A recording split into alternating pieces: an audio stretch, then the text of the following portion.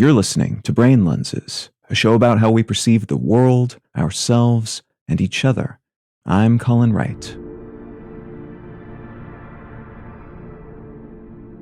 The AP Style Book is a manual maintained and used by the Associated Press and many other journalistic entities to keep their communications cohesive and intentional. The idea is to ensure consistency in language and terminology across the great many articles and other sorts of output they generate each day, in part for aesthetic purposes, but mostly because doing so ensures they don't accidentally communicate the wrong thing.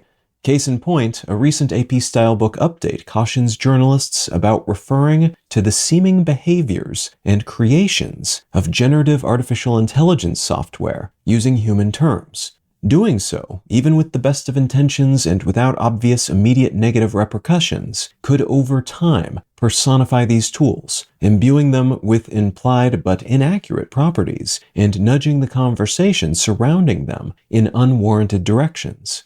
So while many modern AI-backed chatbots can sometimes seem eerily human, and while the AI industry seems to have settled on using the term hallucination to refer to made-up facts and other such outputs, the Style Book suggests framing those conversations and that term in such a way that news consumers understand these are not the same as conversations with humans.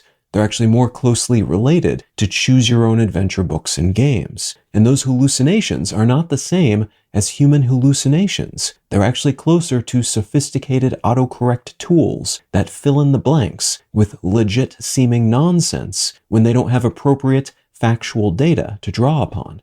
There have been similar discussions in the world of biology lately, following announcements by scientists that they can now create self-organizing blobs of stem cells in a lab that auto-arrange into the same sorts of structures as embryos in the first few weeks of their existence.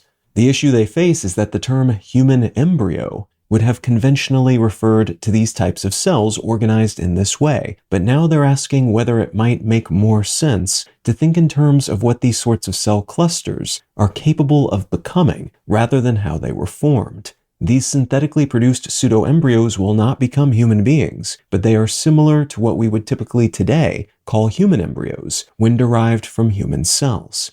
The idea is to differentiate between these concepts because as long as the term human embryo is applied to this type of cellular structure, the law prevents their use in some types of experimental and medical processes. With a new designation, though, embryos that can become humans would still be protected, while these new sorts of embryo-like formations could help us learn more about those processes, while also potentially serving as the source of valuable medically important stem cells. The terms we use for things, whether we are discussing new technologies or biological formations, influence the way we perceive them collectively, and that goes on to influence the way we legislate around them, which in turn converts our terminological norms into concrete realities.